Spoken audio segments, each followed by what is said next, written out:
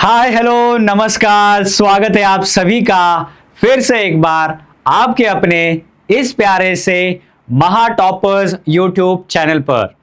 My name is Manoj Singh Rajput और आज मैं लेके आया हूं आप सभी के लिए बहुत ही इंटरेस्टिंग टॉपिक जिसका नाम है सुपर पोजिशन ऑफ वेव्स का बेसिक, है ना। इस पूरे सीरीज में हम बेसिक कवर करने की कोशिश कर रहे हैं ताकि हम जी जान लगा के एकदम बढ़िया तरीके से क्या कर पाए, हमारा जो मेन लेसन है उसका जो मेन कॉन्टेक्स्ट है उसको अच्छे से समझ पाए। ठीक है, तो हमारा ये जो बेसिक लेक्चर है इसको हम आज शुरू करते हैं। सुपर पोजिशन ऑफ वेव्स ये एक बहुत ही इंपॉर्टेंट लेसन है। सर आप हर एक लेसन को इंपॉर्टेंट बोलते हो, है ही भैया, हर एक लेसन इंपॉर्टेंट है, लेकिन ये लेसन इतना इंपॉर्टेंट क्यों है? क्योंकि यहां से अगर आपका कंसेप्ट बना तो आपको वेव ऑप्टिक्स भी अच्छा आएगा, सुपरपोजिशन तो आएगा ही, वेव ऑप्टिक्स भी आपको अच्छे से समझ में आएगा और आपको ऑसिलेशन भी बहुत अच्छे से समझ में आएगा। तो ये पूरा जो पार्ट है वेव का, wave superposition of waves, wave optics और ऑसिलेशन एक दूसरे से कनेक्टेड है। चलो अभी बाकी की बातें बाद में करेंगे कभी, अभी हम बेसिक पे फोकस करते हैं। ठीक है, चलिए superposition of waves. Super position पे सीधा सीधा जाने से पहले हमको वेव्स को समझना पड़ेगा। What do you mean by wave? Wave क्या होता है, आया कहां से वेव? तो देखो वेव क्या है, एक कंटिन्यूअस डिस्टरबेंस है जो हम मीडियम में देते हैं। तो मीडियम के पार्टिकल क्या करते हैं, डिस्टरबेंस उनका होता है, यानी कि ऑसिलेट करते हैं, to and fro motion perform करते हैं। इससे क्या होता है, एनर्जी आगे बढ़ती है लेकिन मैटर कहीं पर नहीं जाता। ओके, इसी को हम क्या बोलते हैं, वेव बोलते हैं। और जब भी हमको वेव बोला जाता है तो हमको ये वाली डायग्राम याद आती है ना। इसका मतलब क्या कि हमारा जो पार्टिकल है ऐसे इस डायरेक्शन में वाइब्रेट कर रहा है, ऑसिलेट कर रहा है और इस डायरेक्शन में आगे बढ़ रहा है। जब भी वेव की बात होती है तो दो बातें आपको समझ में आनी चाहिए कि वाइब्रेशन कैसे किए जा रहे हैं और वेव का प्रोपागेशन कैसा हो रहा है। देखो प्रोपागेशन वर्ड आपको समझना पड़ेगा। What do you mean by propagation? Propagation क्या होता है? तो प्रोपागेशन मतलब वेव का आगे बढ़ना। Propagation is propagation. जब भी हम कोई चीज आगे बढ़ती है तो बोलते हैं कि it is moving, it is moving forward, it is moving ahead, इसमें मोशन है। लेकिन जब वेव का मोशन होता है, वेव आगे बढ़ती है तो उसको हम प्रोपागेशन बोलते हैं। तो मैं इसको लिखूंगा वेव का आगे बढ़ना, वेव का आगे बढ़ना is called propagation. Are you getting? ठीक है, चलो आगे क्या क्या है देखो वेव के बारे में बताया हुआ। Wave transfer energy not matter. Wave जब भी ट्रैवल करती है, ट्रांसफर करती है, प्रोपागेट करती है तो वहां से बस एनर्जी का ट्रांसफर होता है, मैटर कहीं नहीं जाता। ठीक है, particles vibrate about their mean position. देखो आप यहाँ पे देख पा रहे हो, ये इसका है ना मीन पोजीशन है, ये मीन पोजीशन है। एक पार्टिकल मीन पे, एक राइट एक्सट्रीम पे, एक लेफ्ट एक्सट्रीम पे। चलो मैं आपको अलग तरीके से बताता हूँ। देखो यहाँ पर हमने एक ऐसा पाथ लेंथ हमने ड्रॉ कर लिया, ये इसका मीन पोजीशन है, ये इसका राइट एक्सट्रीम है और ये इसका लेफ्ट एक्सट्रीम है। तो पार्टिकल यहाँ पर है तो पार्टिकल कंटिन्यूसली क्या करेगा, इधर जाएगा, वापस आएगा मीन पे, यहाँ से लेफ्ट एक्सट्रीम पे जाएगा और फिर वापस आएगा, है ना, यहाँ से वापस आएगा यहाँ पर। तो एक ऑसिलेशन इसका कंप्लीट हुआ। तो मीन पोजीशन मतलब जहाँ पर वो रिलैक्स कंडीशन में है, देन वो राइट में गया, मीन पे आया, लेफ्ट में गया, वापस मीन पे आया। तो ये दिखाने के लिए, लेकिन पार्टिकल हमारे ऐसे ऑसिलेट कर रहे होते हैं। तो जब भी ये ऑसिलेट करेंगे, वाइब्रेट करेंगे तो हम बोलेंगे कि particles are vibrating about their mean position. Disturbance travel through the medium. Wave में क्या होता है, डिस्टर्बेंस आगे बढ़ते जाता है और डिस्टर्बेंस होते होते वेव आगे बढ़ रही है, हम ऐसा बोलते हैं, और मैटर कहीं पे नहीं जाता। जैसे कि हम अगर बोलेंगे, जैसे मैं आपको ये स्लिंकी का दिखाऊं, है ना, तो ये स्लिंकी है, मान लो मैंने इसको यहाँ से एक जर्क दिया, देखो राइट हैंड से मैं एक जर्क देता हूँ इधर से, तो क्या हुआ, ये जो स्लिंकी है इसका मैटर कहीं नहीं गया, मैटर जहाँ है वही है, लेकिन इसका एनर्जी जो मैंने इसको यहाँ पर दिया था, ये वाले पोजीशन पर, यहाँ से ट्रैवल करके वो यहाँ तक आया और फिर वापस गया और फिर कंटिन्यूसली आगे पीछे हो रहा है। ठीक है ना, तो इस तरीके से वेव का बिहेवियर होता है। तो ये वेव का बेसिक है जो आपको समझना था। वेव में क्या क्या होता है देखो, मैं आपको ना थोड़ा सा अच्छे से मेरे तरीके से समझाता हूँ वेव को। ठीक है, देखो यहाँ पर हमने प्रोपागेशन वर्ड यहाँ पे लिखा है ना, इसको मैं पीछे कहीं पे लिख देता हूँ। चलो रुको रुको एक मिनट, हम एक काम करते, यहीं पर करते सारी बातें, अरे यार, ठीक है ठीक है ठीक है ठीक है, इसको मैं डिलीट करता हूँ। ओके, वेव मैं लिख के समझाता हूँ। वेव क्या होता है हमको पता चल गया। वेव होता है एक continuous disturbance in a medium और इन अ वैक्यूम। वैक्यूम में भी होता है ना, जैसे हमारी इलेक्ट्रोमैग्नेटिक वेव कहाँ पे ट्रेवल करती है, वैक्यूम में, है ना। Continuous disturbance in a medium in which energy gets propagate through the medium but matter don't go anywhere। Matter कहीं नहीं जाता, मैटर वहीं पे रहता है, बट एनर्जी आगे प्रोपागेट होती है, तो उसको हम क्या बोलते हैं, वेव बोलते हैं। वेव के हमारे पास दो टाइप है, वेव को समझो थोड़ा सा। वेव के हमारे पास दो टाइप है, एक होता है मैकेनिकल वेव, बहुत बढ़िया से समझेंगे, चलो बहुत मजा आएगा आपको। Mechanical wave. दूसरा होता है नॉन मैकेनिकल वेव। इससे कभी आपने इतने अच्छे से वेव को कभी समझा नहीं होगा। खुद की तारीफ के लिए नहीं बोल रहा हूं, एक्चुअली बहुत इंटरेस्टिंग तरीका है ये वेव को समझने का। ठीक है, देखो इधर नॉन मैकेनिकल वेव हमारे पास और मैकेनिकल वेव, ये दो टाइप्स होते हैं वेव के। ये वेव के सीधे सीधे दो टाइप्स है। हर बार है ना बच्चों में कंफ्यूजन रहता है। देखो आगे भी जब लिखा है ना, यहाँ पर जब पीपीटी बनी है ये, तब यहाँ पर भी एक कंफ्यूजन ही है एक तरीके से कि mechanical, electromagnetic, transverse wave, longitudinal wave, तो क्या चार टाइप हो गए क्या सर वेव के? नहीं, ऐसा नहीं है। चलो मैं इसलिए आपको एक तरीके से बता रहा हूं। एक होता है मैकेनिकल वेव और दूसरा होता है नॉन मैकेनिकल वेव। मैं आपको पूरा समझाऊंगा। मैकेनिकल को मैकेनिकल क्यों बोलते हैं? मैकेनिकल को मैकेनिकल क्यों बोला गया? Because it requires, mechanical wave are the waves which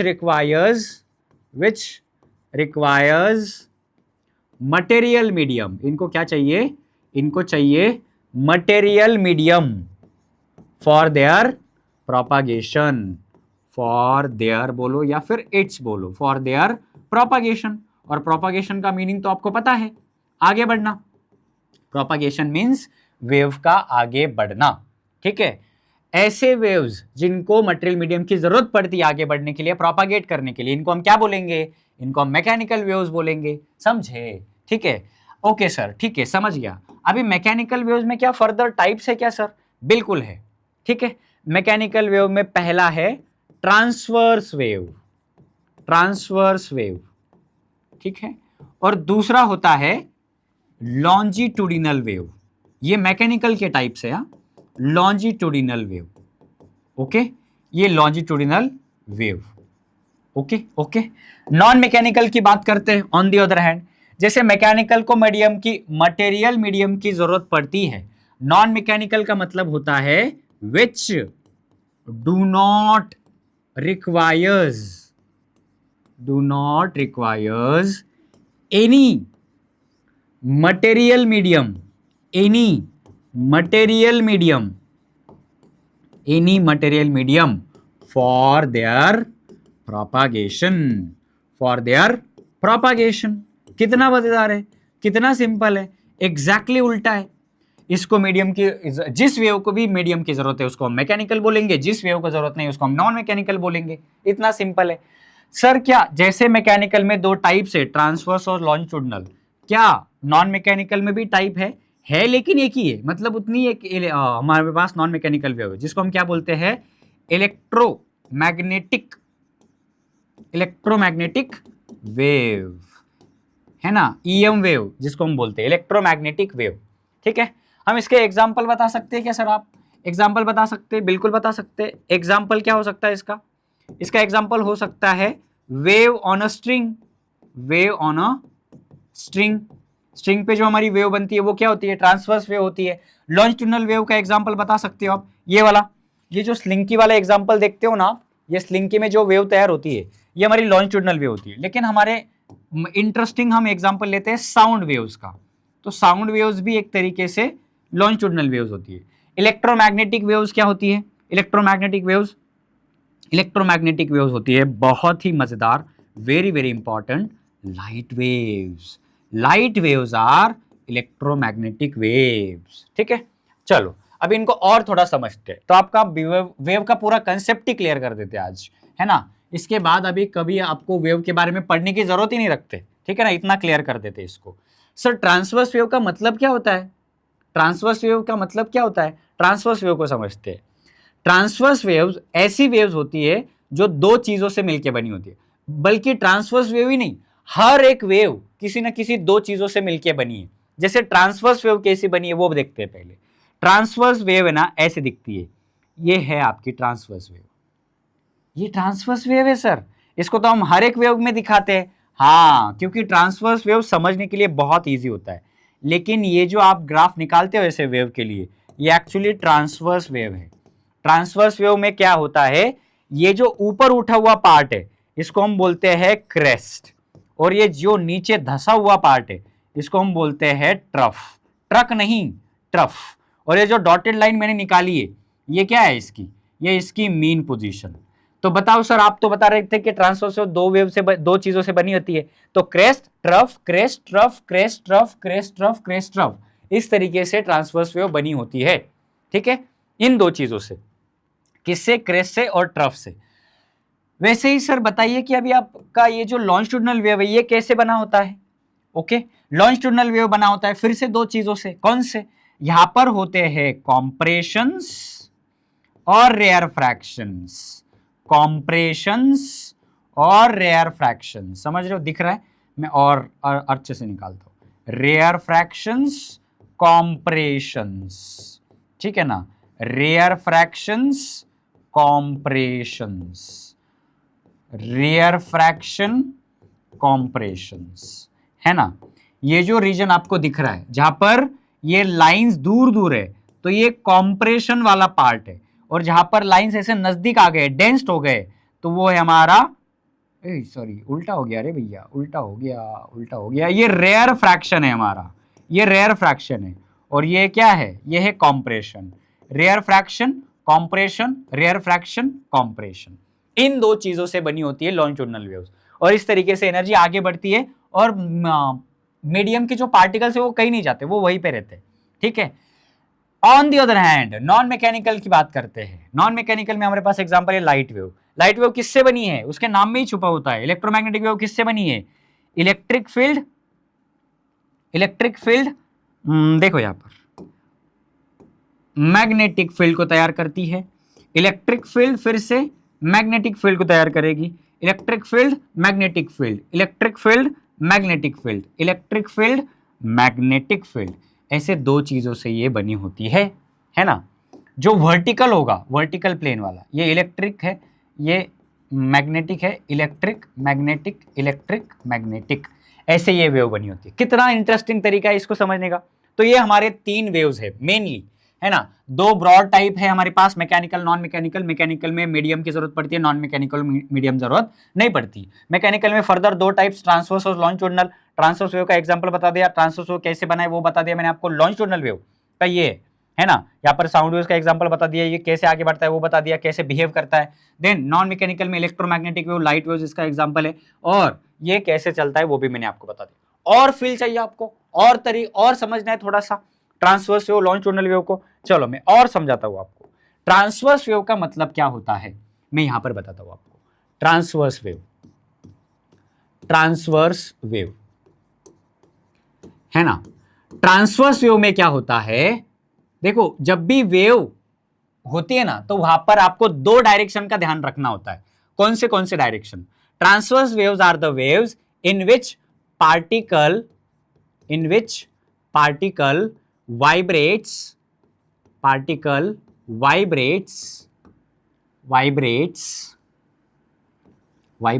यहां पर मिट गया क्या, ट्रांसवर्स वेव है, particle vibrates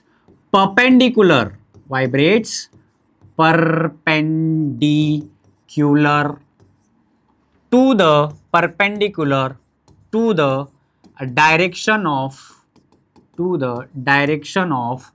propagation, direction of propagation of wave। क्या कहना चाह रहे हो सर, क्या मतलब इसका। पार्टिकल जो होते हैं ट्रांसवर्स वेव में ये क्या करते हैं, परपेंडिकुलरली वाइब्रेट करते हैं। कैसे वाइब्रेट करते हैं, परपेंडिकुलरली वाइब्रेट करते हैं। देखो मैं आपको यहां पर दिखाता हूं, ये पार्टिकल ऐसे वाइब्रेट कर रहे हैं, ठीक है।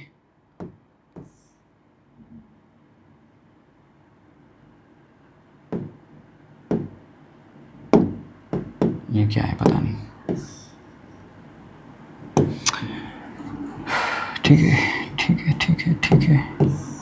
ये पार्टिकल्स हैं, ये दोनों तरफ वाइब्रेट करते हैं, एक ही तरफ नहीं करते। ये पार्टिकल्स ऐसे वाइब्रेट कर रहे हैं, लेकिन जो हमारी वेव जा रही है वो मान लो ऐसे जा रही है इधर। तो ये क्या है, ये है हमारा वेव का direction, wave direction of propagation. ये डायरेक्शन है किसका, प्रोपागेशन का। वेव जिस डायरेक्शन में जा रही है उसको बोलते हैं डायरेक्शन ऑफ प्रोपागेशन। और ये जो है ये क्या शो कर रहे हैं आपको, direction of vibration of particles, direction of vibration of particles. Particle ऐसे वाइब्रेट कर रहे हैं, तो पार्टिकल ऐसे वाइब्रेट कर रहे हैं और ट्रांसवर्स वेव ऐसे आगे बढ़ रही है। पार्टिकल ऐसे वाइब्रेट कर रहे हैं और वेव ऐसे आगे बढ़ रही है। समझ रहे हो आप? तो दोनों के बीच में परपेंडिकुलर यानी कि 90 डिग्री का एंगल होता है। तो ऐसा अगर वेव का बिहेवियर है तो वो ट्रांसवर्स वेव है।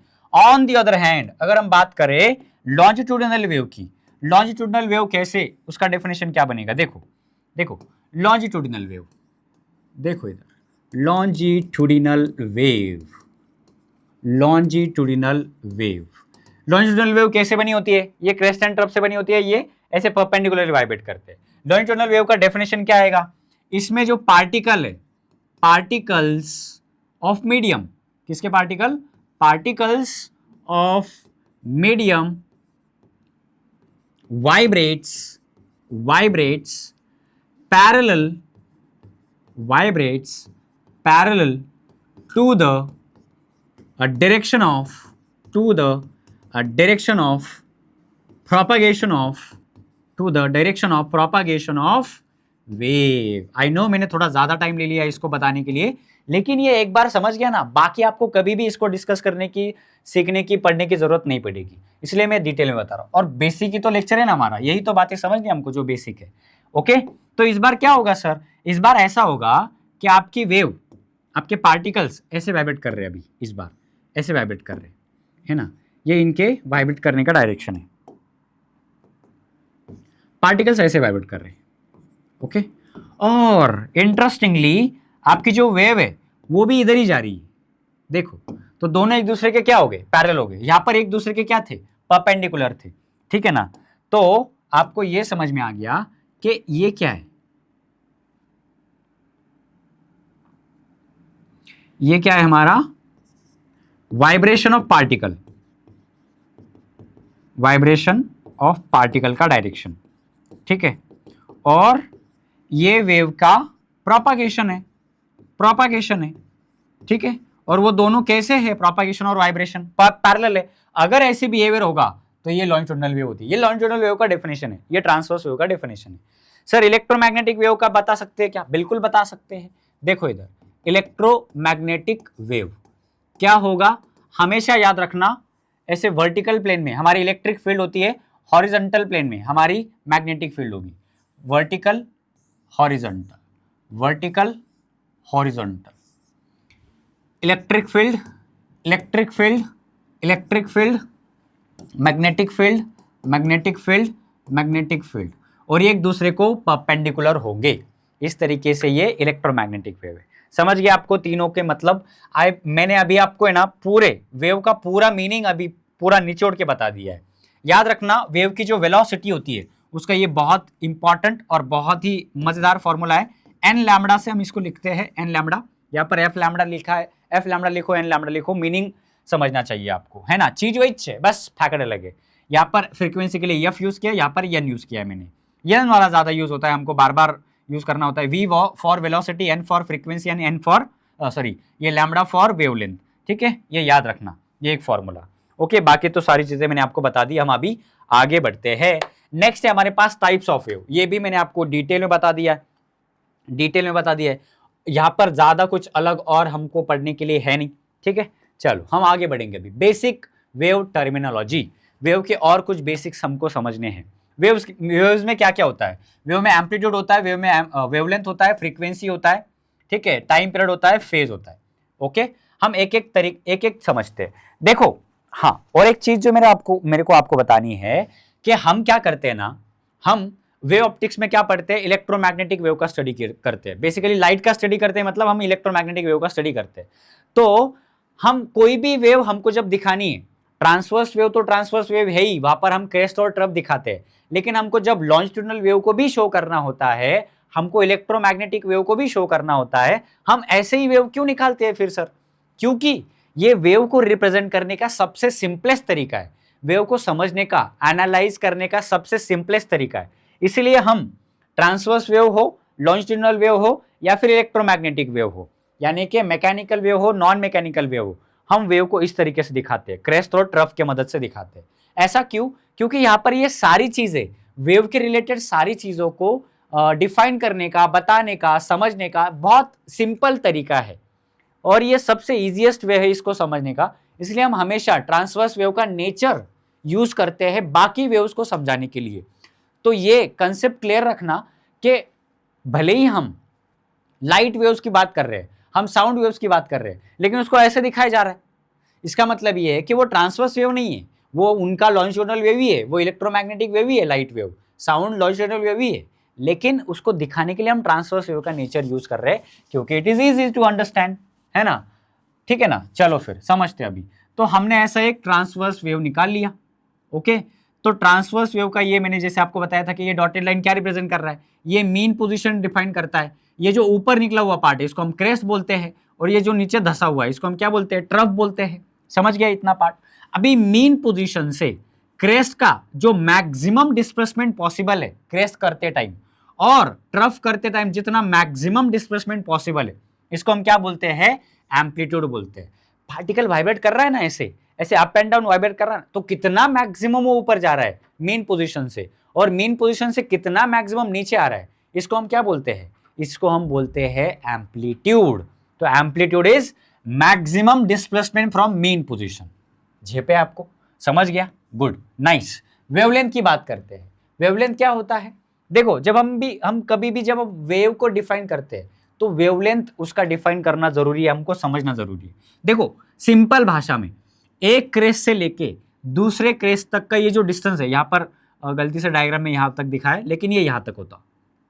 एक क्रेस्ट से लेके दूसरे क्रेस्ट तक का जो डिस्टेंस है उसको हम क्या बोलेंगे? वेवलेंथ बोलेंगे, जिसको हम लैम्बडा से डिनोट करते हैं। डोक्यावर पडलेला वाय है तो, ठीक है ना, उसको हम लैम्बडा बोलेंगे, वो वेवलेंथ होता है। या फिर दूसरा तरीका है कि आप एक ट्रफ से लेके दूसरे ट्रफ तक, यहाँ पर एक ट्रफ बनेगा ना, तो इस ट्रफ से लेके इस ट्रफ तक जो डिस्टेंस आएगा उसको हम क्या बोलेंगे?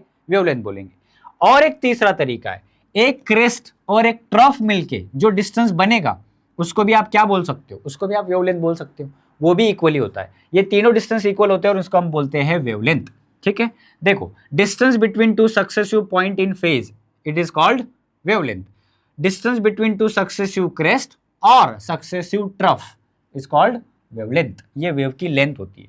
एक वेवलेंथ मतलब एक कंप्लीट वेव माना जाता है, एक कंप्लीट ऑसिलेशन। जैसे मैंने आपको पाथ लेंथ ड्रॉ करके दिखाया था ना, ऐसे देखो, मीन पोजीशन राइट एक्सट्रीम, देखो यहां पर mean position right extreme left extreme.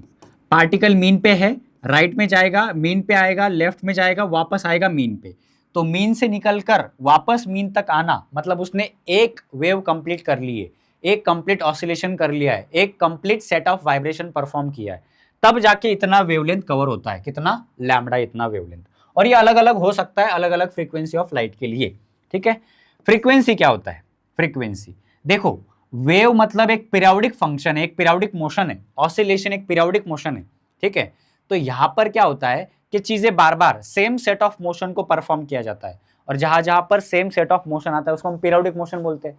जब पीरियोडिक मोशन होता है तो वहां पर टाइम पीरियड आता है, जहां पर टाइम पीरियड होता है वहां पर फ्रीक्वेंसी आती है।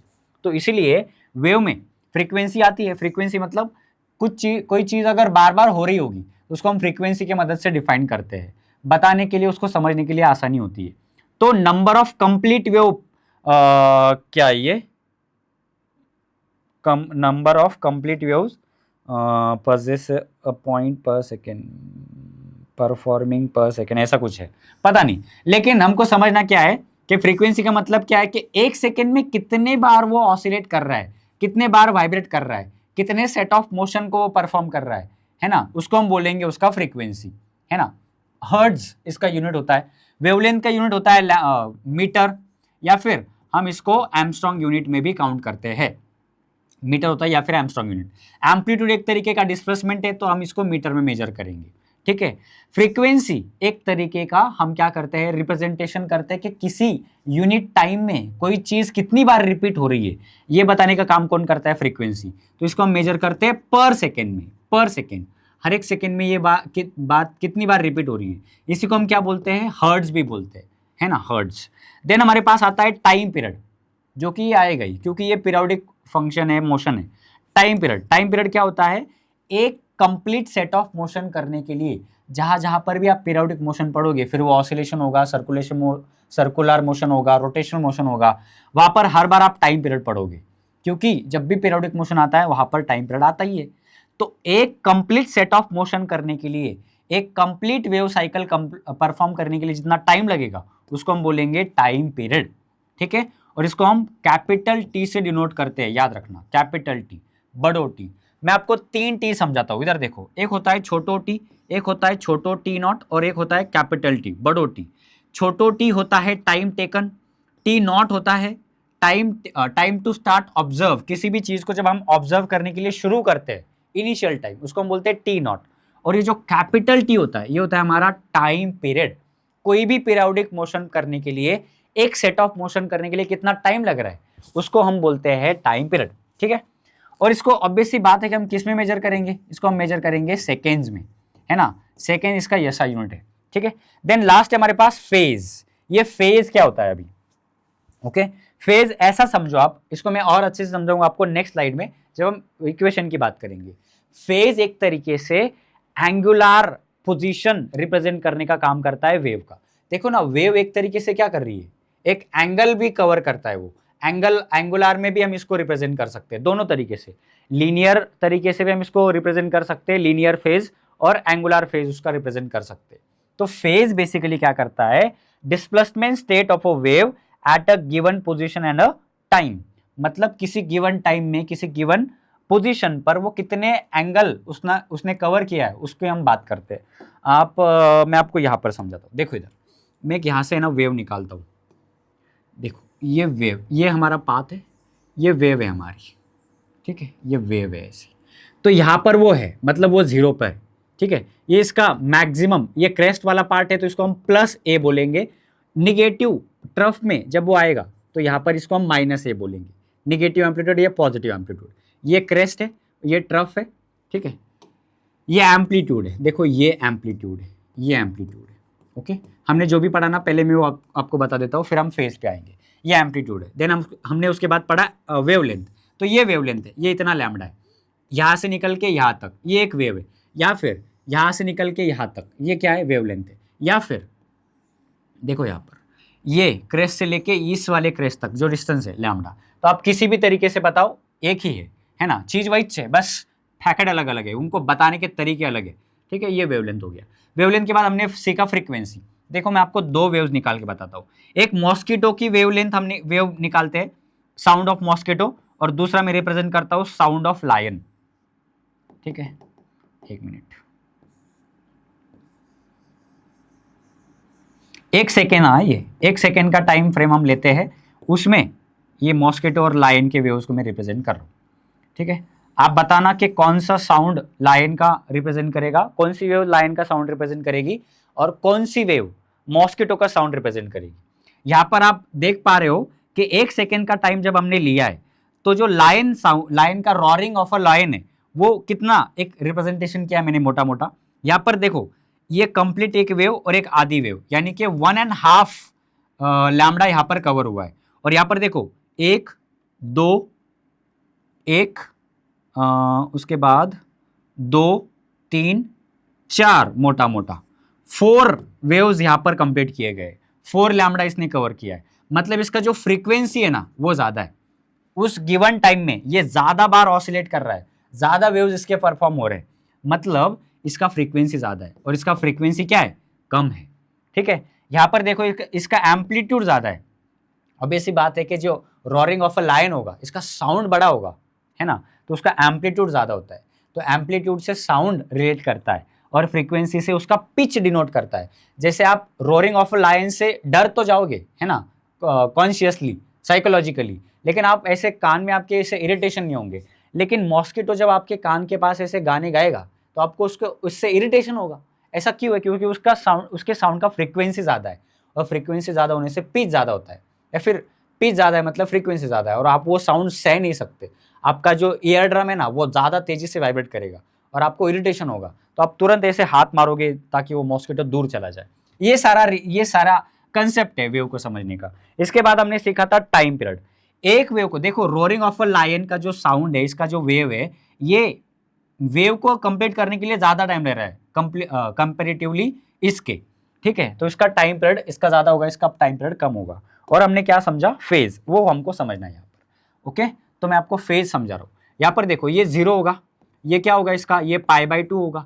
ये कितना फेज होगा? ये पाई होगा। ये क्या होगा? ये 3π/2 होगा। ये कितना होगा? ये होगा 2π। जब 0 से निकल के 2π इतना फेज कवर होता है तो समझ जाओ कि एक लैम्बडा इतना वेवलेंथ कवर हो चुका है, या फिर वन वेव यहां पर कंप्लीट हो चुका है, वन सेट ऑफ मोशन यहां पर कंप्लीट हो चुका है। समझ रहे हो आप? कहां से? 0 से लेके 2π तक, ठीक है। इसके बाद यहां पर क्या होगा? 5π/2, ठीक है। यहां पर क्या आएगा? 3π। यहां पर क्या आएगा? 7π/2। यहां पर क्या आ जाएगा आपका? फिर से 4π। तो 2π से लेके 4π तक यहां पर कितना डिस्टेंस हुआ? फिर से 2π। तो आपको ये याद रखना है कि लैम्बडा जब कवर होता है तो 2π फेज वो कवर करता है। तो फेज बेसिकली आपको क्या दिखाने की कोशिश कर रहा है? फेज दिखा के आपको क्या समझ रहा है कि वेव का पोजीशन क्या है, एंगुलर पोजीशन क्या है वेव का, ये बताने का काम करता है फेज। तो आप समझ गए फेज क्या होता है, ठीक है। तो ये बेसिक बातें सारी वेव्स के रिलेटेड, ठीक है। यहाँ पर कुछ बताए देखो कि लॉन्जिट्यूडिनल वेव में ये कॉम्प्रेशन होता है, ओके, और ये रेयरफैक्शन होता है। ये डायरेक्शन ऑफ प्रोपगेशन इधर है और पार्टिकल ऐसे पैरेलली वाइब्रेट कर रहे हैं, देखो यहाँ पर बोला गया है। और मैंने आपको ये डिटेल में समझाया, आपको इधर देखने की भी जरूरत नहीं पड़ेगी, ठीक है। हायर फ्रीक्वेंसी मोर ऑसिलेशन, जो मैंने आपको हाथ से निकाल के दिखाया, यहाँ पर फ्रीक्वेंसी कम है या इसमें फ्रीक्वेंसी ज्यादा है। देखो ना, ज्यादा ऑसिलेशन है, यहाँ पर कम ऑसिलेशन है उतने ही टाइम में। यहाँ पर देखो लार्जर एम्पलीट्यूड मतलब ज्यादा बड़ा साउंड आएगा, more energy, it has more energy. Small amplitude low energy, large amplitude higher energy. समझ रहे हो? ये सारी बातें हैं, ओके। फटाफट अभी आगे बढ़ते हैं। Next page, simple harmonic motion क्या होता है? सिंपल हार्मोनिक मोशन, देखो सिंपल हार्मोनिक मोशन आपको यहां पर भी सीखने को मिलेगा, ऑसिलेशन नाम के चैप्टर में भी सीखने को मिलेगा। सिंपल हार्मोनिक मोशन, देखो मैंने यहां पर आपके लिए एक पेंडुलम लाया है, ये मैंने एक स्ट्रिंग ले लिया, स्ट्रिंग के एंड में मैंने क्या कर दिया? एक बॉब अटैच कर दिया, जो कि दिखने में छोटा है लेकिन काफी हेवी है। तो जब मैं इसको ऐसे क्या करूंगा, ये इसका रिलैक्स पोजीशन है, यहाँ पर इस पे अभी कोई भी ऑसिलेशन, कोई भी फोर्स नहीं लग रहा है। मैंने इसको एंगुलरली ऐसे डिस्प्लेस कर दिया और रिलीज कर दिया, तो ये क्या करने लग गया? ये to and fro motion perform कर रहा है अभी, टू एंड फ्रो। ये इस मीन पोजीशन के अबाउट आगे जा रहा है, मीन पे आ रहा है, पीछे जा रहा है, मीन पे वापस आ रहा है। तो इसने एक ऑसिलेशन कंप्लीट कर लिया। तो ये जो टू एंड फ्रो मोशन है, ये जो बैक एंड फोर्थ मोशन है, इसी को हम क्या बोलते हैं? Simple harmonic motion, okay. Simple harmonic motion आपको डिटेल में सीखने मिलेगा, कहां पर? ऑसिलेशन चैप्टर में। हम यहां पर इसका बेसिक समझने की कोशिश करेंगे। जैसे मैंने आपको पेंडुलम का दिखाया, वैसे ही स्प्रिंग के सिस्टम का होता है। ये जो स्प्रिंग सिस्टम है, देखो मैंने इस लिंक के लिया है, मान लो ये स्प्रिंग है, इसके एंड में ना मैं क्या कर देता हूँ? मास अटैच कर देता हूँ। जब मैं इसको खींचूंगा और छोड़ दूंगा तो देखो आप, ये लिंक के कैसे ऑसिलेट करेगी। जैसे इसने ये ऐसे मास जब रहेगा इसको, तो ये कंटिन्यूसली ऊपर जाएगी, नीचे आएगी, ऊपर जाएगी, नीचे आएगी, और ऐसे धीरे धीरे इसके एम्पलीट्यूड्स कम होते जाएंगे, ठीक है। इस तरीके से ये वाइब्रेट करेगा। इसको हम बोलते हैं सिंपल हार्मोनिक मोशन, ओके। इसमें एक जरूरी बात होती है कि रिस्टोरिंग फोर्स होता है यहाँ पर, है ना। जैसे हम इंडियन है तो हमारी आइडेंटिटी क्या है? हमारे पास एक आधार कार्ड हमको बना के दिया है अभी गवर्नमेंट ने, है ना। मोदी साहिबान ने आपल्याला एक आधार कार्ड बनवून दिला है, उससे हमारी आइडेंटिटी बनती है अभी। अगर आपके पास आधार कार्ड है तो आप इंडियन हो, अगर नहीं है तो आप मतलब आतंकवादी, आपको घोषित करने में कोई नहीं रोक सकता उससे, है ना। तो आपके पास आधार कार्ड है मतलब आपकी वो आइडेंटिटी है। वैसे ही ऑसिलेशन का, एसएचएम का भी एक आइडेंटिटी है, उसका एक पहचान पत्र है, और उसका पहचान पत्र है ये restoring force. F is equal to -x, F is directly proportional to -x। ये क्या है? ये आइडेंटिटी है सिंपल हार्मोनिक मोशन की, where this F is what? ये F है रिस्टोरिंग फोर्स। ये F क्या है? रिस्टोरिंग फोर्स है। और ये जो X क्या है? ये X है डिस्प्लेसमेंट। आप जितना ज्यादा खींचोगे, देखो इधर, ये स्प्रिंग को मैं जितना ज्यादा खींचूंगा उतना ज्यादा इसमें रिस्टोरिंग फोर्स आ जाएगा। यानी कि मतलब क्या हुआ इसका, कि force is directly proportional to the displacement. जितना मैं जो फोर्स लगा रहा हूं, इस फोर्स की बात नहीं हो रही है, इसमें जो फोर्स आया रिस्टोरिंग फोर्स, जिसकी वजह से ये वापस जाता है, इस रिस्टोरिंग फोर्स की बात हो रही है। ये रिस्टोरिंग फोर्स डायरेक्टली प्रोपोर्शनल है किसके, डिस्प्लेसमेंट के। जितना आप दूर खींचोगे उतना इसमें रिस्टोरिंग फोर्स ज्यादा आएगा, जितना कम खींचोगे उतना कम ताकत से वो वापस जाएगा, उतना कम रिस्टोरिंग फोर्स उसमें आएगा। जितना खींचोगे उतना रिस्टोरिंग फोर्स ज्यादा आएगा, है ना। तो दैट इज, इसका मतलब है कि जो रिस्टोरिंग फोर्स है it is directly proportional to the displacement. वो माइनस साइन क्यों आया सर, माइनस साइन इसलिए आया क्योंकि आपने अगर डिस्प्लेसमेंट राइट में किया तो रिस्टोरिंग फोर्स लेफ्ट में लगेगा, अगर आपने डिस्प्लेसमेंट लेफ्ट में किया तो रिस्टोरिंग फोर्स राइट में लगेगा। वो हमेशा एक दूसरे के अपोजिट होते हैं, इसलिए माइनस साइन आता है। तो it is restoring force. Force always acts towards the mean position. आप इसको ऐसे भी याद रख सकते हो कि ये हमेशा मीन पोजीशन पे लगता है। मान लो ये जो पेंडुलम है ना, पेंडुलम मैंने इसको इधर डिस्प्लेस किया तो ये इधर गया तो रिस्टोरिंग फोर्स इधर आएगा, मतलब पेंडुलम इधर जा रहा है और रिस्टोरिंग फोर्स इधर लगेगा। पेंडुलम इधर जा रहा है तो रिस्टोरिंग फोर्स इधर लगेगा, है ना, उल्टा लगता है हमेशा। समझ रहे हो, गुड। फेज कंसेप्ट, फेज का कंसेप्ट मैंने आपको बताया, ठीक है। फेज का कंसेप्ट जिसको हम फाई से रिप्रेजेंट करते हैं। देखो यहाँ पर ये वेव इक्वेशन है, वेव का ये सिंपलेस्ट इक्वेशन है, ए साइन ओमेगा टी, ए साइन ओमेगा टी। एक्स क्यों लिया हमने, क्योंकि हमारी वेव एक्स में आगे बढ़ रही है ना, वाई में ऐसे पार्टिकल वाइब्रेट कर रहे हैं हमारे, और एक्स में हमारी वेव आगे बढ़ रही है, तो एक्स में हम इसका वेव रिप्रेजेंटेशन करते हैं। अगर हमारी वेव वाई में चलेगी तो एक्स में ऑसिलेट करेगी, वाइब्रेट करेंगे पार्टिकल, तो इसका इक्वेशन ऐसे लिखा जाएगा, y is equal to a sine omega t. X और वाई में कुछ फर्क नहीं है, बस ये दिखाने का तरीका है, आप समझ रहे हो, ठीक है। यहाँ पर ए क्या होता है, एम्पलीट्यूड, साइन तो हमारा फंक्शन है ना। ओमेगा टी क्या है, ओमेगा टी होता है फेज, ये आपका होता है फेज, ये वेव का फेज रिप्रेजेंट करने का काम करता है, जैसे मैं आपको पीछे दिखाया था, ठीक है। इसको कभी कभी थीटा से भी रिप्लेस कर दिया जाता है, ए साइन थीटा ऐसा भी लिखा जाएगा, तो आपको मानना पड़ेगा कि ये एक वेव इक्वेशन है, ए साइन थीटा। थीटा को हम तोड़ के कैसे लिखते हैं, ओमेगा टी, ठीक है। ए एम्पलीट्यूड है साइन, थीटा मतलब फेज, फेज को हम क्या लिख सकते हैं, ओमेगा इंटू टी। ओमेगा मतलब एंगुलर फ्रीक्वेंसी, एंगुलर उसका रिप्रेजेंटेशन है ना। देखो यहाँ पर ओमेगा एंगुलर फ्रीक्वेंसी है, और टी क्या है, टाइम है, टाइम टेकन है, टाइम का वेरिएबल है ओमेगा टी। आप ऐसे लिखो चाहे ऐसे लिखो, आपको फेज दिया है थीटा में तो आप थीटा लिखो या फिर ओमेगा टी लिखो, ये वेव का इक्वेशन होता है, ठीक है। समझ रहे हो, ये सारी बातें आपको पता होनी चाहिए। एसएचएम का डिस्प्लेसमेंट, ऐसे पार्टिकल ऐसे वाइब्रेट कर रहा है और वेव ऐसे आगे बढ़ रही है, ओके ओके ओके, ठीक है।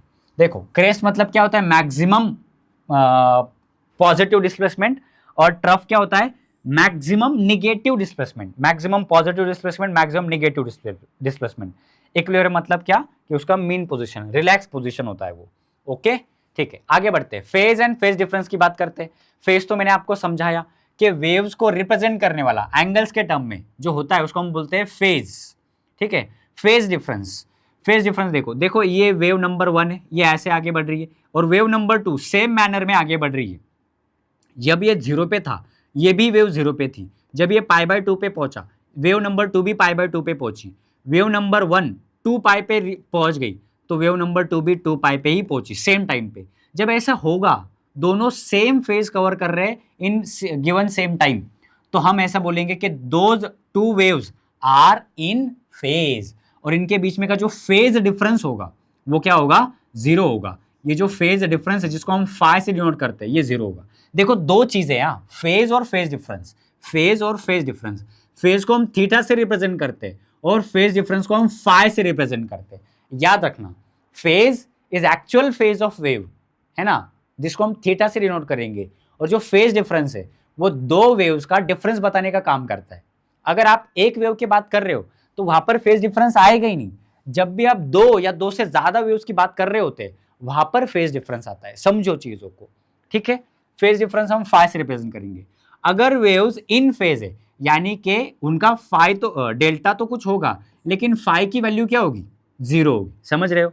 अगर दो वेव्स आउट ऑफ फेज है, मतलब जब एक वेव 0 से शुरू कर रही है तो दूसरी वेव π/2 से शुरू कर रही है या फिर पॉजिटिव एक्सट्रीम से शुरू कर रही है, है ना, पॉजिटिव मैक्सिमम डिस्प्लेसमेंट से शुरू कर रही है, मतलब इसका फेज कितना है, यहाँ पर ये π/2, जब ये 0 पे है तब ये π/2 पे है, आप समझ रहे हो, जब ये π/2 पे आ गई, ये यहाँ पर इसका π/2 है, ये यहाँ पर π/2 है, तब ये यहाँ पर कहाँ पर है, ये नीचे है ना, नीचे है ना, नीचे निगेटिव एक्सट्रीम पे है।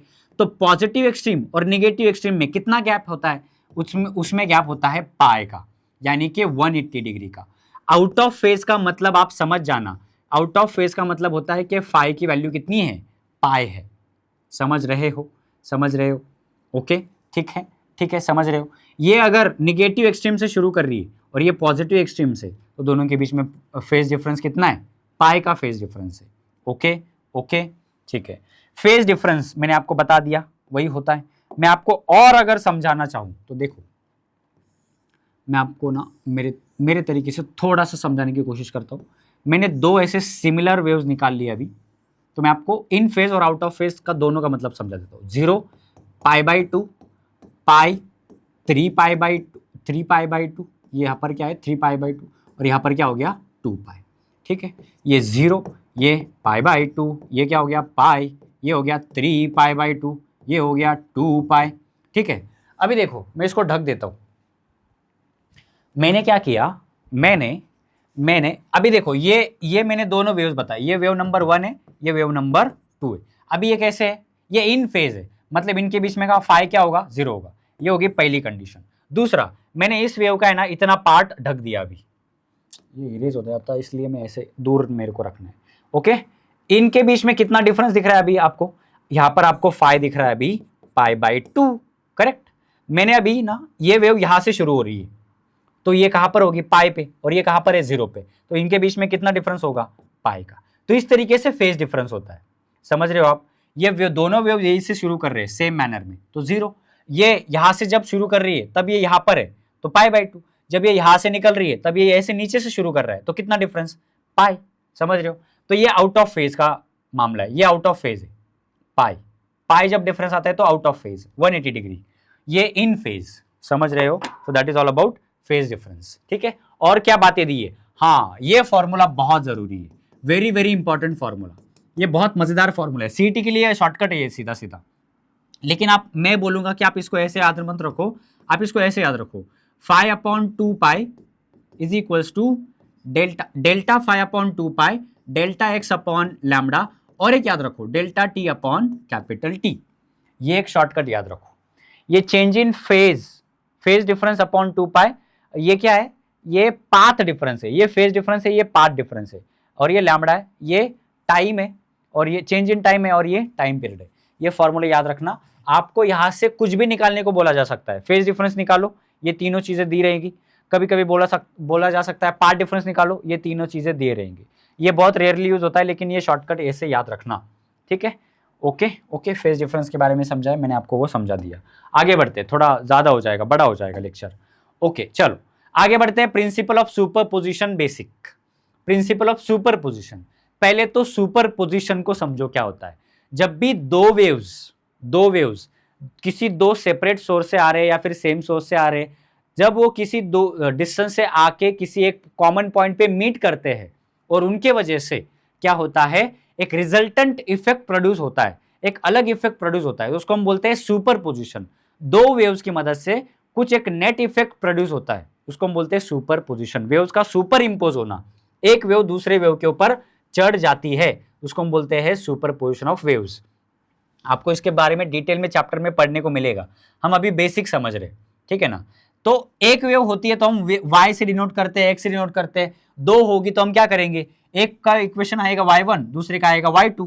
उसके वजह से जो नेट इफेक्ट प्रोड्यूस होगा उसको हम रिजल्टेंट वेव बोलेंगे, और रिजल्टेंट वेव का जो इक्वेशन बनेगा वो क्या बनेगा, y1 + y2 बनेगा, जिसको हम y से रिप्रेजेंट करेंगे। समझ रहे हो, ठीक है। ओके, मैं अगर आपको दिखाऊं, मान लो y1 है हमारा ऐसा a sin ωt, तो मेरे को y2 को क्या लिखना पड़ेगा, a sin ωt plus phi लिखना पड़ेगा। प्लस फाई क्यों लिखूं, क्योंकि दोनों के बीच में कोई ना कोई तो फेज डिफरेंस होगा ना, है ना। अगर नहीं होगा तो फिर मैं फाई की वैल्यू क्या पुट करूंगा, 0 पुट करूंगा। अगर इन फेज है तो, आउट ऑफ फेज बोला गया तो मैं पुट करूंगा पाई। ऐसा बोला गया कि फाई की वैल्यू π/2 है।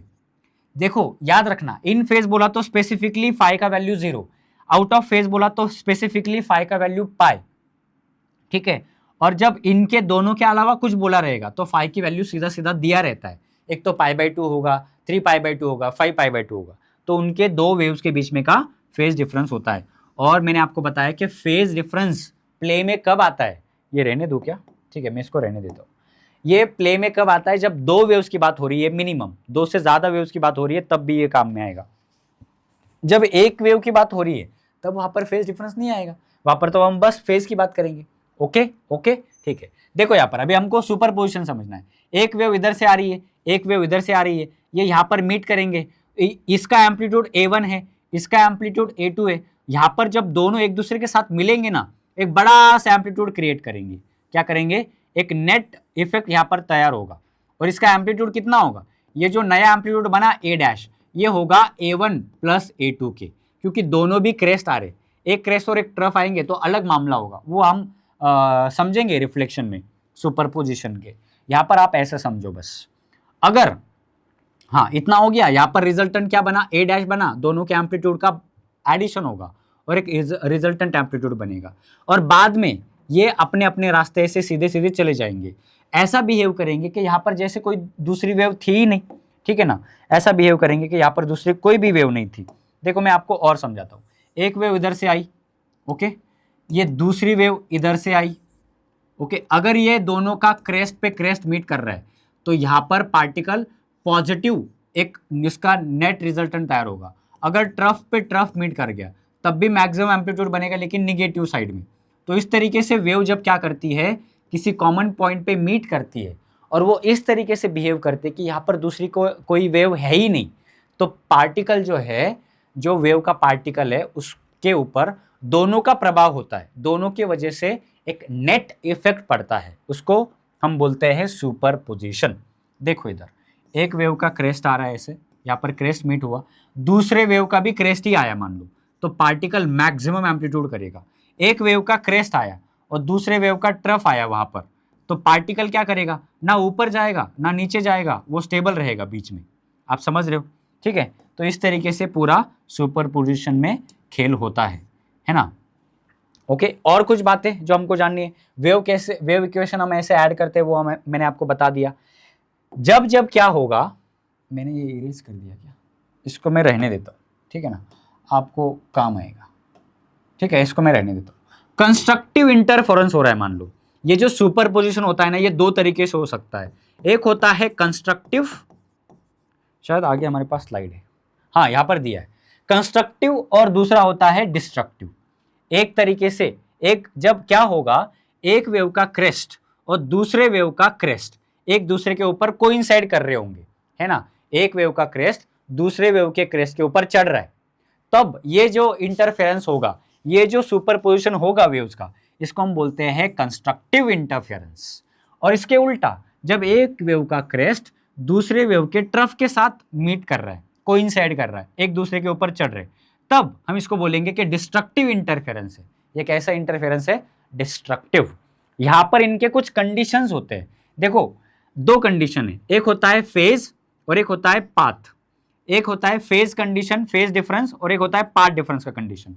पहले हम पाथ डिफरेंस की कंडीशन की बात कर लेते हैं। पाथ डिफरेंस क्या होना चाहिए, तो पाथ डिफरेंस होना चाहिए n लैम्डा के टर्म्स में, n लैम्डा, जहां पर n क्या है आपका, मतलब n की वैल्यू 0 से शुरू होगी, 1 2 3 4 5 ऐसे चलती जाएगी, ओके। लैम्डा आपका वेवलेंथ है ना, ये पाथ डिफरेंस है, पाथ। अगर मैं फेज डिफरेंस की बात करूं तो फेज डिफरेंस आप ऐसे दिखा सकते हो, डेल्टा फाई हम इसको बोलेंगे, डेल्टा फाई। ये क्या हो सकता है, ये होता है even multiple of 2 pi, even multiple of pi, ठीक है, even multiple of pi, 2 pi नहीं, even multiple of pi.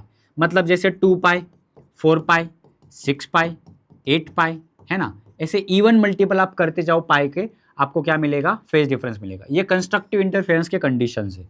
Destructive interference के क्या कंडीशन है, अगर हम पाथ डिफरेंस की बात करें तो वो क्या होगा, n प्लस 1/2 लैम्डा, यानी कि मोटा मोटा अगर हम बात करें, जैसे यहाँ पर n लैम्डा है, यहाँ पर क्या होगा, λ/2 है ना, λ/2 होगा। यहाँ पर देखो, यहाँ पर देखो, ये लैम्डा होगा, देन उसके बाद 2 lambda, 3 lambda, 4 lambda, 5 lambda dot dot dot dot dot ऐसे चलते जाएगा। डिस्ट्रक्टिव इंटरफेरेंस में क्या होगा, on the other hand, lambda by 2, 3 lambda by 2, 5 lambda by 2, 7 lambda by 2, ऐसा वो चलता जाएगा। ये डिस्ट्रक्टिव इंटरफेरेंस के पाथ डिफरेंस के कंडीशंस है। अगर हम फेज डिफरेंस की बात करें तो यहाँ पर डेल्टा फाई क्या आएगा, देखो ना आप, इनके बीच में एक एक टर्म्स मिसिंग है, आपको दिख रहा है यहाँ पर 2 पाई और 4 पाई के बीच में क्या मिसिंग है, 3 पाई है ना। पहले तो pi, 3 pi, 5 pi, 7 pi, 9 pi, dot dot dot dot dot dot, ऐसा वो चलते जाएगा। ये क्या है, कंडीशंस है किसके, डिस्ट्रक्टिव इंटरफेरेंस के। आपको इस बार यहाँ पर याद नहीं रहते हैं, भूल जाओ, कोई बात नहीं है, हम ये चैप्टर में और अच्छे तरीके से समझेंगे, लेकिन ये बेसिक है, बस इसलिए मैं बता रहा हूँ।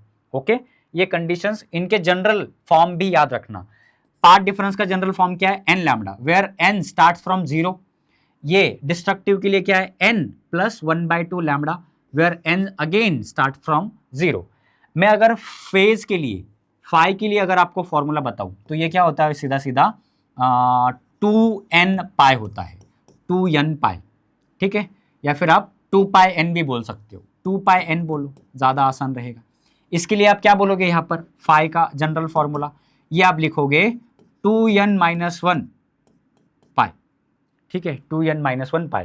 यहाँ पर आप n की वैल्यू 0 से शुरू करोगे, अगेन n की वैल्यू आप 0 से शुरू करोगे, तो 1 0 पुट किया तो क्या हो गया 0, 1 पुट किया तो 2 पाई, 2 पुट किया तो क्या होगा 2 इंटू 2 4 पाई। देखो आपको ऐसे 2 पाई, 6 पाई, 4 पाई, 8 पाई मिलते जाएंगे। यहाँ पर ये ऑड नंबर के लिए हम ऐसा करते हैं, 2n माइनस 1, तो 1 पुट किया तो 1 इंटू 2 2, 2 माइनस 1 1, 1 बच गया, 1 पाई। देखो पहला क्या मिला हमको, पाई मिला।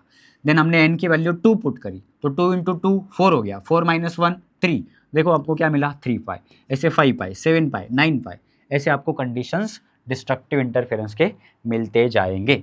ठीक है, ठीक है, समझ गए आप।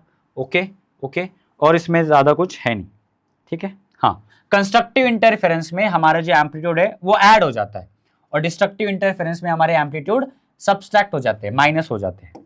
ठीक है, चलो आगे बढ़ते हैं। पार्ट डिफरेंस और फेज डिफरेंस का रिलेशन, मैंने आपको एक फॉर्मूला याद रखने को बोला है। ये पूरा स्लाइड है ना, एक फॉर्मूले से आप समराइज कर सकते हो। कौन सा formula, delta phi upon 2 pi is equals to delta x upon lambda is equals to delta t upon capital t. बस खत्म, टाटा बाय बाय, खत्म हो गया। इतने में ही आप इस पूरे चीज को याद रख सकते हो। पार्ट डिफरेंस और फेज डिफरेंस का ये रिलेशन है, ये आपको बहुत ज्यादा काम आने वाला है इन कंसेप्ट को समझने के लिए भी, और सीईटी में सीधा सीधा इसके ऊपर एक क्वेश्चन बनता है, ये शॉर्टकट है सीईटी के लिए भी। ठीक है, तो मैं अभी आप इस पे हम बात नहीं करेंगे बिल्कुल भी, ये पीछे भी मैंने आपको समझा दिया, ये शॉर्टकट फॉर्मूले से भी आप इसको समझ जाओगे। आगे बात करते हैं कोहेरेंट सोर्सेस की। What do you mean by coherent sources? देखो, हमको अगर दो वेव्स का सुपर पोजिशन कराना है, उनका इंटरफेरेंस कराना है, तो दो सोर्सेस होना जरूरी है, दो अलग अलग सोर्सेस से लाइट का आना जरूरी है, तभी तो इंटरफेरेंस होगा। आपने एक ही सोर्स लिया, वहां से बहुत सारे वेव्स निकल रहे, बहुत सारे लाइट के रेज निकल रहे, लेकिन वो मीट कैसे करेंगे, क्योंकि वो एक ही तो सोर्स से निकल रहे। जब तक दो सोर्सेस से लाइट निकलती नहीं है, तब तक वो दो अलग अलग वेव्स नहीं माने जाएंगे और उनका सुपर पोजिशन नहीं होगा। तो इसीलिए हमको कोहेरेंट सोर्सेस बनाने होते हैं। सर कोहेरेंट सोर्सेस ही क्यों लेने हैं, या फिर कोहेरेंट का मीनिंग क्या होता है, ये हमको यहां पर समझना है। बाकी चीजें तो आप चैप्टर में पढ़ेंगे। कोहेरेंट का मतलब होता है ऐसे दो लाइट के सोर्सेस जहां से जो वेव्स आ रहे हैं उनकी फ्रीक्वेंसी क्या है, सेम होगी, और उनका जो वेवलेंथ है वो भी सेम होगा, और वो जो फेज डिफरेंस है उनका वो कांस्टेंट होगा। यहाँ पर बच्चे मिसकंसेप्शन क्रिएट कर लेते हैं कि जब कोहेरेंट सोर्सेस की बात होती है तो उनको सेम फ्रीक्वेंसी का मीनिंग समझ जाता है, सेम वेवलेंथ का मीनिंग भी समझ जाता है, लेकिन फेज डिफरेंस में वो गड़बड़ कर देते हैं कि इन फेज होना चाहिए क्या कोहेरेंट सोर्सेस, मतलब जरूरी नहीं है, फेज डिफरेंस कांस्टेंट होना चाहिए। फिर फेज डिफरेंस चाहे 0 हो, पाई हो, पाई बाई 2 हो, 3 पाई बाई 2 हो, फेज डिफरेंस चाहे जो हो, लेकिन क्या रहना चाहिए, वो कांस्टेंट रहना चाहिए। तो ये 3 कंडीशंस होती है। मान लो हमने, देखो यहाँ पर मोटा मोटा हम ऐसा मान लेते कि मैंने एक सोर्स S1 लिया है और दूसरा सोर्स S2 लिया है, यहां से जो लाइट रेज निकल रहे, लाइट के वेव्स निकल रहे, इसका फ्रीक्वेंसी F1 और इसका फ्रीक्वेंसी F2 इक्वल है। तो एक कंडीशन हमारी सेटिस्फाई हो गई कि these two sources are coherent? Yes. मान लो इसका वेवलेंथ है लैम्डा 1 और इसका वेवलेंथ है लैम्डा 2 और आपको बोला गया कि lambda 1 is equal to lambda 2। Okay, दो बातें हो गई। तीसरी बात ऐसे बोली गई कि दोनों के बीच में जो फेज डिफरेंस है डेल्टा फाई वो है पाई बाई 2। ओके, क्या बोला गया? And it is constant all the time. तो आपको इससे क्या पता चल जाएगा? इससे ये पता चल जाएगा कि अगर ये तीनों बातें आपके पास दी गई है ना, कि फ्रीक्वेंसी दोनों का सेम है, वेवलेंथ दोनों का सेम है और फेज डिफरेंस कांस्टेंट है, तो ऐसा माना जाएगा कि ये दो सोर्सेस कैसे सोर्सेस है? ये दो सोर्सेस कोहेरेंट सोर्सेस है, ठीक है ना। और ये कोहेरेंट सोर्सेस को चेक करने वाले पॉइंट्स है कि फ्रीक्वेंसी सेम होनी चाहिए, वेवलेंथ सेम होनी चाहिए और फेज डिफरेंस हमारा कांस्टेंट होना चाहिए। अरे समझे, ठीक है ना। तो ये ऐसा होता है, कोहेरेंट सोर्सेस का ये मतलब होता है। ओके ओके, कोहेरेंट सोर्सेस क्यों होने चाहिए इसका भी मतलब समझ लो, इसका भी रीजन जान लो। अगर हमारे पास दो कोहेरेंट सोर्सेस होंगे तो हमारा जो इंटरफेरेंस का पैटर्न बनता है ना, dark bright dark bright dark bright, ये बहुत अच्छे तरीके से बनता है। ये एकदम प्रॉपर समझ में आने वाला, दिखाई देने वाला पैटर्न यहाँ पर बनता है। अगर आपके सोर्सेस कोहेरेंट नहीं होंगे, मतलब फ्रीक्वेंसी दोनों की अलग अलग होगी, वेवलेंथ अलग अलग होगी, फेज डिफरेंस कांस्टेंट नहीं होगा, तो constructive interference constructive destructive interference तो बनेगा, पैटर्न तो बनेगा, लेकिन वो पैटर्न कंटिन्यूसली शिफ्ट होता रहेगा। कहीं पर कम मतलब डीम लाइट होगा, कहीं पर ब्राइट लाइट होगा, वो कंटिन्यूसली चेंज हो रहा होगा, फ्रिंज विड्थ सही नहीं होगी, तो ये इरेगुलर पैटर्न बनेगा। लेकिन अगर आपको एक स्टेडी इंटरफेरेंस पैटर्न बनाना है डार्क और ब्राइट फ्रिंजेस का, मैक्सिमाज और मिनिमाज का, तो आपके पास सोर्सेस कैसे होने चाहिए? कोहेरेंट सोर्सेस होने चाहिए, ठीक है। कोहेरेंट सोर्सेस को ऑब्टेन करने के तरीके होते हैं हमारे पास, दो तरीके हैं, लेकिन हम वो अभी नहीं पढ़ेंगे, आप चैप्टर में पढ़ोगे, ठीक है। आगे बात करते हैं हम अभी स्टेशनरी वेव्स। इसकी भी हम ज्यादा बात नहीं करेंगे, ये चैप्टर का कंसेप्ट है, हम तो चैप्टर का बेसिक पढ़ने के लिए आए हैं।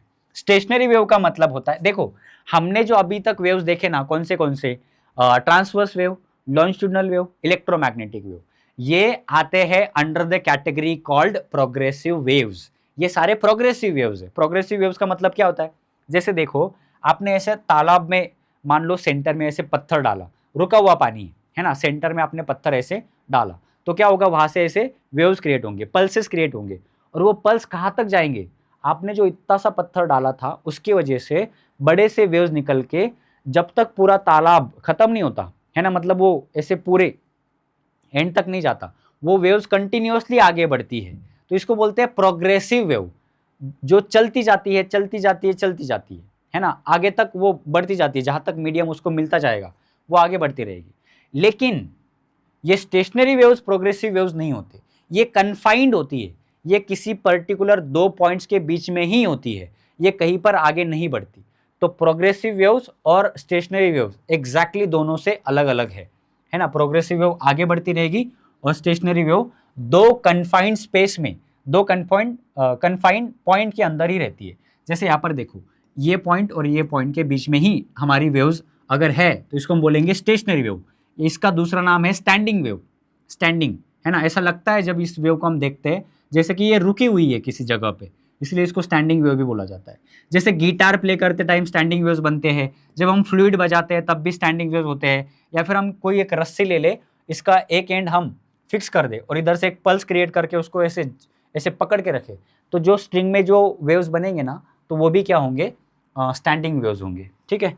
इससे ज़्यादा हमको नहीं जानना है। और एक पॉइंट जान लेते हैं, जब ये मिनिमम एम्पलीट्यूड वाला पॉइंट बनता है स्टैंडिंग वेव्स में, इसको हम नोड बोलते हैं, और जो मैक्सिमम एम्पलीट्यूड वाला पॉइंट बनता है इसको हम एंटी नोड बोलते हैं। क्या बोलते हैं? एंटी नोड और नोड।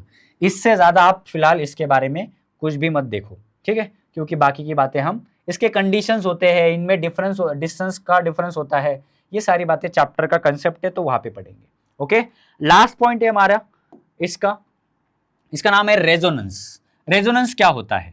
रेजोनेंस होता है जब भी, देखो पहली बात तो ये समझो आप, जब भी कोई साउंड प्रोड्यूस करने वाला इंस्ट्रूमेंट होता है ना, वाइब्रेटिंग टूल होता है, इसका कोई ना कोई नेचुरल फ्रीक्वेंसी होता है। ओके, और इस इंस्ट्रूमेंट को हम जब वाइब्रेट कराना चाहते हैं तो हम एक्सटर्नल कोई फ्रीक्वेंसी उसको देते हैं, उसको ड्राइविंग फ्रीक्वेंसी बोलते हैं। और जो इंस्ट्रूमेंट है जो खुद से उस फ्रीक्वेंसी पे वाइब्रेट करना चाहता है उसको हम नेचुरल फ्रीक्वेंसी बोलते हैं। तो ये दो फ्रीक्वेंसी याद रखना। पहले तो ड्राइविंग फ्रीक्वेंसी, जिस फ्रीक्वेंसी से हम टूल को, इंस्ट्रूमेंट को वाइब्रेट कराते हैं एक्सटर्नली, उसको बोलते हैं ड्राइविंग फ्रीक्वेंसी। और जिस पे इंस्ट्रूमेंट नेचुरली वाइब्रेट करना चाहता है, खुद से वाइब्रेट करना चाहता है, उसको, या फिर उसको मिनिमम फ्रीक्वेंसी भी आप बोल सकते हो, वो होती है उसकी नेचुरल फ्रीक्वेंसी। और जब ये दोनों फ्रीक्वेंसीज मैच कर जाते हैं, ड्राइविंग फ्रीक्वेंसी और नेचुरल फ्रीक्वेंसी इक्वल हो जाते हैं, इस कंडीशन को हम क्या बोलते हैं? रेजोनेंस बोलते हैं, रेजोनेंस। मैं आपको और एक तरीके से समझा सकता हूं, इसका एक प्रैक्टिकल है। मान लो हमने कैसा ना रस्सी ले लिया और इस रस्सी पे हमने 2 से 4 पेंडुलम ऐसे लटका दिए, ऐसे 4 पेंडुलम हम लटकाते हैं, ओके। 2 पेंडुलम जिनकी लेंथ सेम होगी और 2 पेंडुलम जिनकी लेंथ सेम होगी, ठीक है। मैं क्या करता हूं अभी, इस वाले पेंडुलम को, ये 1, ये 2, ये 3, ये 4, 1 एंड 4 का लेंथ सेम है, 1 एंड 4 का लेंथ सेम है। Length of 1 is equal to length of 4, length of 3 is equal to length of 2। मैंने बस अभी मैं क्या करूंगा ना, इस फर्स्ट वाले पेंडुलम को ऐसे डिस्प्लेस करके छोड़ दूंगा। ये पेंडुलम क्या करेगा, आपको पता है, ऐसे स्विंग करेगा, ये ऑसिलेट करेगा, ये to and fro motion perform करेगा, ये back and forth motion perform करेगा। अभी होगा क्या, आपको पता है कि इसके ये जो वाइब्रेशंस है, इसके ये जो मोशन है, ये ट्रैवल करते करते करते करते स्ट्रिंग से कहाँ तक आएंगे आपको पता है? ये 4th वाले तक। ऐसा कैसा होगा सर? पहले तो 2 वाले तक आएंगे ना, उसके बाद 3 तक आएंगे, फिर 4th में जाएंगे। ऐसा नहीं होगा, ये सीधा 1 से ट्रैवल करके कहाँ पर आएंगे? 4th तक। ऐसा क्यों? क्योंकि इन दोनों की लेंथ सेम है, ओके। ये जब हम यहाँ से इसको छोड़ेंगे वाइब्रेट करने के लिए, तो इसके ऑसिलेशन इसमें आ जाएंगे, और ये जो वाइब्रेशन से यहाँ पर वाइब्रेट कर रहा है, ऑसिलेट कर रहा है, उसी फ्रीक्वेंसी से हमारा 4th नंबर का पेंडुलम वाइब्रेट करने लग जाएगा, ऑसिलेट करने लग जाएगा। और ये जो कंडीशन जब आएगी, इसको हम बोलेंगे रेजोनेंस। ये क्या करने, या इसको हम क्या बोलेंगे? ये रेजोनेंस की कंडीशन होगी, है ना। ये 2 और 3 वाइब्रेट नहीं करेंगे, क्योंकि ये इसके साथ रेजोनेट नहीं कर सकते, लेंथ अलग अलग है। जब मैं 2 को ऐसे डिस्प्लेस करके छोड़ दूंगा, तो इसकी वजह से कौन अफेक्ट होगा? ये 3rd वाला पेंडुलम अफेक्ट होगा, इसकी फ्रीक्वेंसी इसके साथ मैच करने लग जाएगी।